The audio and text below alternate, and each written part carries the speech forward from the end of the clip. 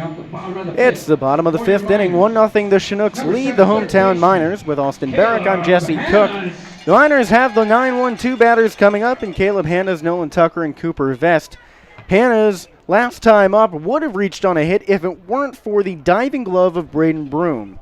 He popped out into shallow right field. First pitch to the righty from Holst. This is up high for a ball. He popped into shallow right field. It would have fallen for a blue pit, but Braden Broom came racing in for it. The 1-0. Fastball hits the lower part of the zone away for a 1-1 count. Caleb Hanna's has been on a roll, although he didn't record any hits in Game 2 on Wednesday when he last played. He had hits in the first 3 games of that series. 1-1 pitch is swung on and shot into shallow center field. Michael Kelly charging in, and it falls right in front of him.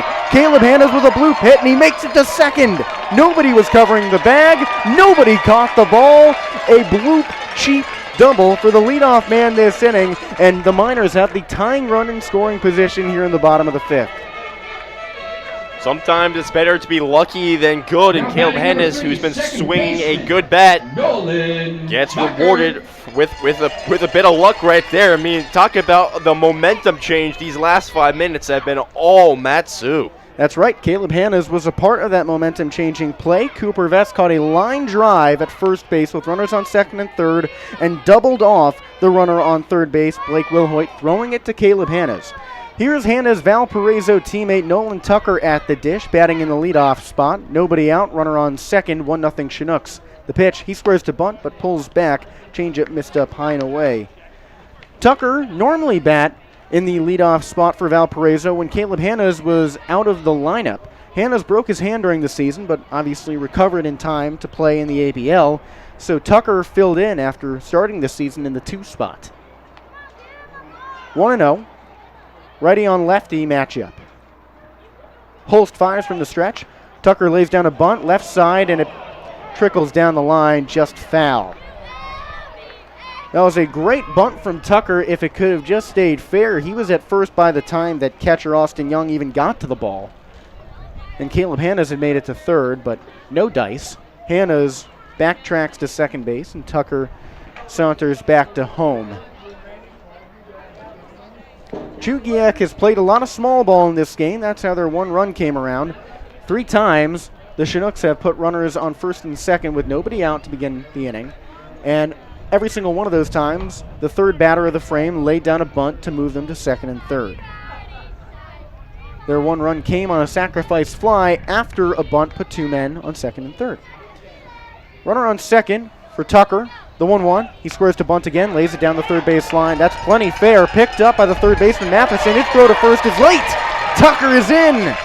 First and third for the Miners. A perfectly executed squeeze.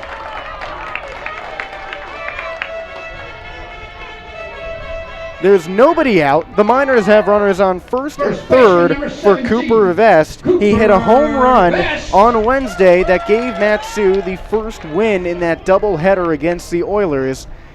His hot bat is translated into a flashy glove because he made that great play, making a line drive out look easy at first base. Now he comes in from the left side.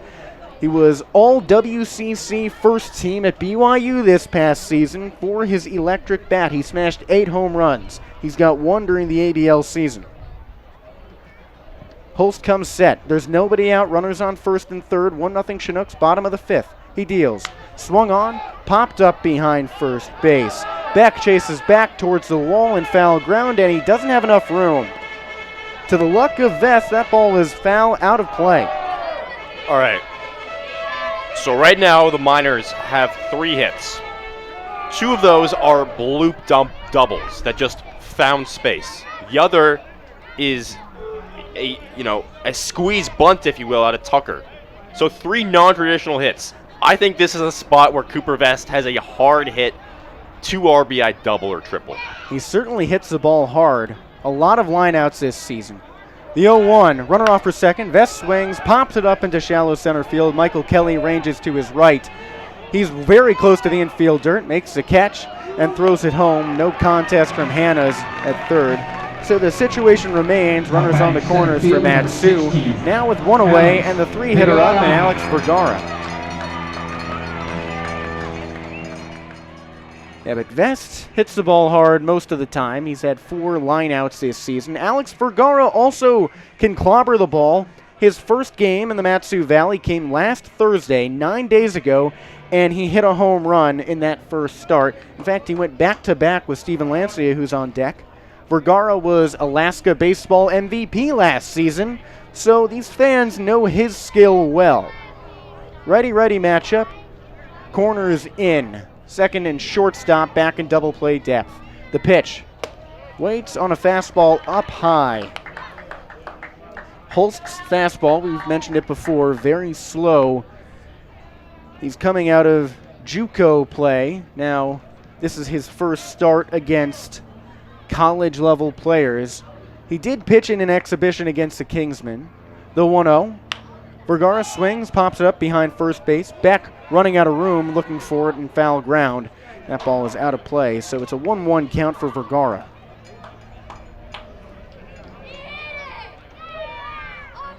Holst out of Calvin University. He is an Anchorage native. That makes him one of 12 players in the Alaska League to hail from the upper 49th state. Holst pitched in that loss to the Kingsmen back on June 12th. He recorded the L, went 6 innings, allowed 5 earned runs. The 1-1, Vergara watches a curveball hang high and in for a ball. Vergara, no stranger to the minors, and even closer with assistant coach Kyle Watson. He's played with him on 4 separate teams. In fact, this past season at Lipscomb, Watson texted him from his home in Texas saying he wanted him to put a ball in the gap, and that's exactly what he did. Right center field gap, to be specific, too. 2-1, runner off for second, pitch misses inside, no throw. Tucker is in with a stolen base. Austin Young started to go into the motion but lost the ball in transition. Vergara has a 3-1 count, so that steal might not even matter. It's a hitter's count. Vergara this season has played in just 6 games. He enters with a .240 batting average, but he's already got 3 RBIs. 3-1 rather for the righty. The pitch swings, fouls it off his ankle to the left. Right past assistant coach Kyle Watson. That's right. Vergara struggled in his last game. He went 0 for 3 against the Oilers on Wednesday in the second leg of that doubleheader. Recorded a strikeout in that affair. Matsu won that series with Kenai, 3-1. Would have been 5 games, but Thursday's bout was rained out. The 3-2. Vergara swings, drives it deep to left field. That's got a lot of air under it, hanging towards the foul pole. It is up, and it is just foul. He hit that one into the trees. If it was fair, it would have been gone by plenty, but he's sent back to the batter's box. Yeah, that one looked a lot like Lancia's long home run from those 9 days ago. He got a hold of it, just foul. So Vergara lines up again. Remember, Emilio Barreras had a long foul ball a couple weeks ago and then homered on the next pitch. Runners on second and third, 1 away. The 3-2, Vergara swings, lines it into center field over the head of Michael Kelly. That tails back towards the wall. It 3-hops the fence. 1 run scores in Hannah's. Tucker's racing around third. He will score. Vergara into third with a headfirst slide. A 2-run triple, and the Miners have the lead over the Chinooks with 1 away in the bottom of the 5th. Alex Vergara goes airborne.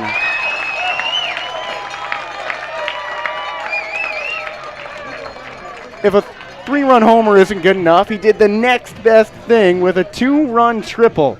Alex Vergara travels all the way to third with 1 swing of the bat. He roped it over the head of Michael Kelly, who got a bad start on that ball. He started in, which is like the cardinal sin of playing outfield. Everyone tells you you got to have your first step be back, but he came in, and it cost him dearly.